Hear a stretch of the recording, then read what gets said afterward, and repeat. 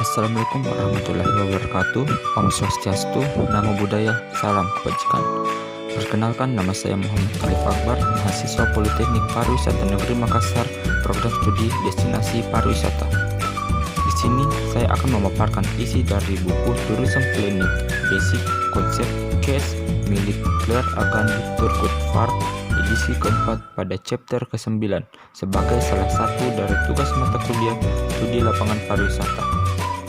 Pertama itu visioner atau perencana profesional. Visioner adalah orang yang bertanggung jawab dalam konsep pembangunan suatu lingkungan dengan konstruksi dan spesifikasi tertentu. Secara umum, visioner atau planner dapat didirikan atau diperuntukkan menjadi empat, yaitu yang pertama, landscape architect.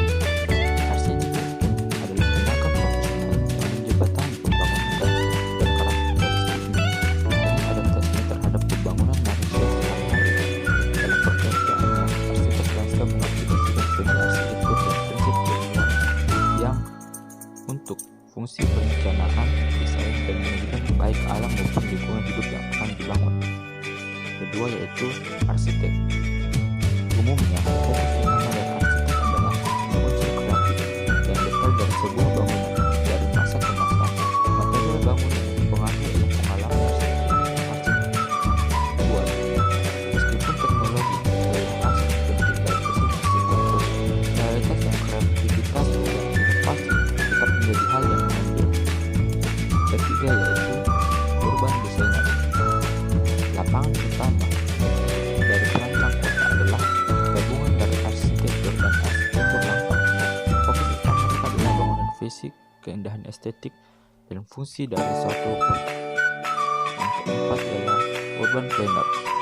Perencana kota dianggap sebagai pembimbing aspek ekonomi dan sosial dari sebuah kota.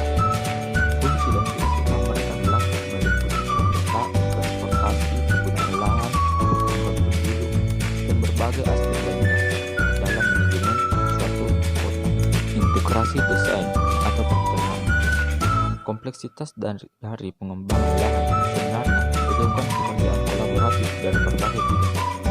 Pariwisata adalah fenomena dinamis yang sangat sulit direncanakan bagi perubahan dari sistem pasar sehingga membutuhkan kerjasama tim dari berbagai bidang yang berkompeten dan terkait. Pemegang kendali dalam desain tata ini terbagi menjadi 7 bagian, yaitu pemilik atau pengembang, pemberi pinjaman, industri konstruksi, manajer, publik, keterlibatan publik, pemerintah, dan peraturan. Tempat dan Montong 1991 Main 1919 tentang bagaimana lanskap dirasakan, yaitu sebagai alam murni latihan konversasi, sebagai habitat mendukung manusia, hewan, dan tumbuhan, sebagai ideologi mengganti kita mengagumkan budaya, sebagai sejarah catatan kumulatif dari penggunaan manusia, atau sebagai tempat geografi visual dan spasial, atau sebagai estetika, keindahan prinsip dan nilai visual. Paradigma baru. Ini adalah paradoks mengetengahkan wawasan dari dituliskan sebagai kekuatan pendorong atau kondisi. Arti desain yang baik adalah lebih dari ini. Ujian akhir dan abadi tidak hanya untuk desain dan investor baru, tapi untuk semua orang yang akan melihat dan menggunakan spesies sebagai integral bagian dari pengalaman. Kriteria desain terbagi menjadi dua, yaitu kriteria fungsional dan desain aids atau alat bantu desain. Situs pariwisata perencanaan harus memberikan manfaat dengan menguji rencana mereka terhadap kriteria. Penting juga untuk pergerakan kendaraan layanan seperti penggunaan makanan, pembuangan sampah, pemadam kebakaran, dan kendaraan darurat. Semua pergerakan pejalan kaki dan sifat dalam situs harus diperhatikan.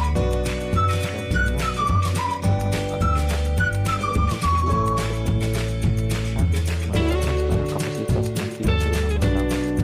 Kedua yaitu alat bantu desain. Program bantu teknis terbaru yaitu arsitek landscape dan lainnya, terlibat dalam desain lingkungan dan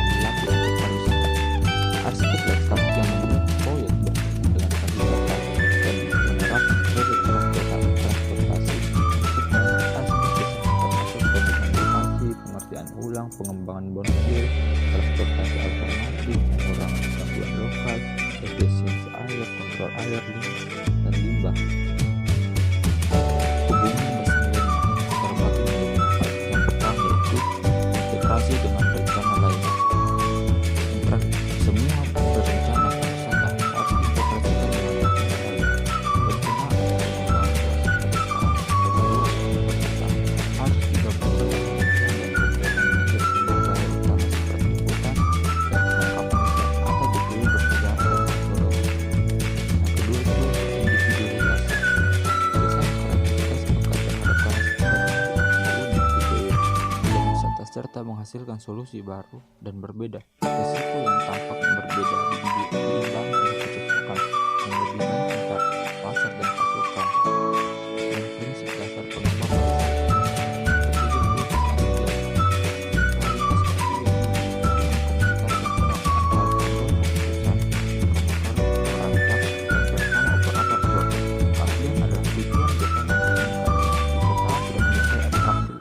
Layanan dan fasilitas yang disediakan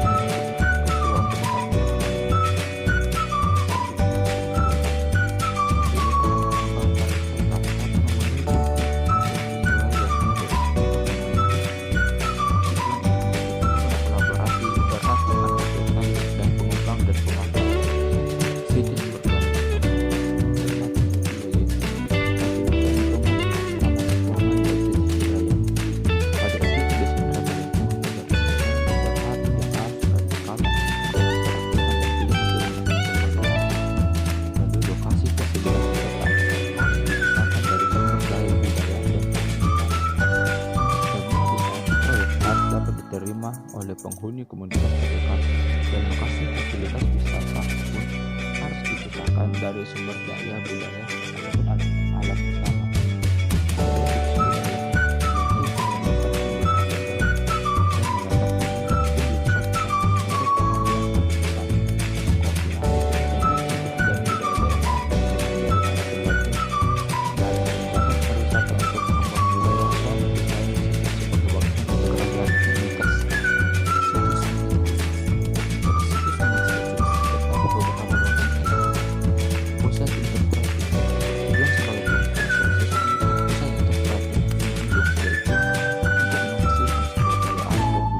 Tersebut memberikan pengalaman pengunjung yang menyenangkan untuk menambah kompleks wisata menarik bagi orang lain dalam satu tujuan. Yang kedua adalah service.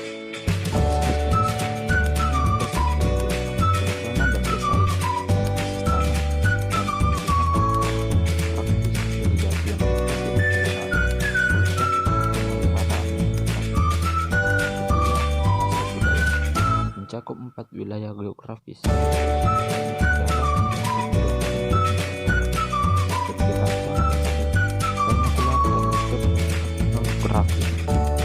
Kontrol perlindungan sumber daya.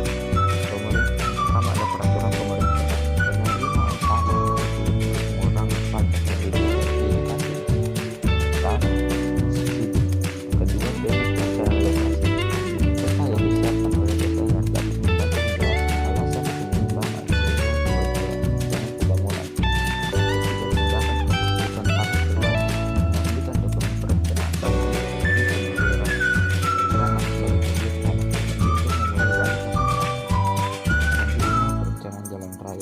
jalan yang bisa dapat dijalan yang memiliki keindahan alam seperti dipilih secara budaya, koordinasi dalam konflik, kerjasama antar pemerintah tidak akan menjadi satu komunitas yang lebih baik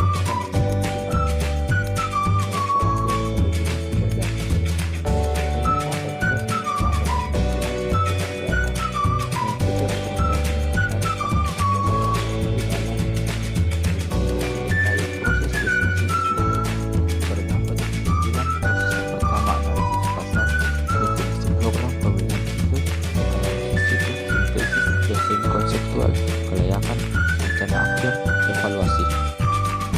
Terima kasih, mungkin hanya itu yang bisa saya paparkan. Mohon maaf bila ada kesalahan karena saya hanya manusia biasa, tidak luput dari kesalahan. Om Santi Santi Om, salam kebajikan. Assalamualaikum warahmatullahi wabarakatuh.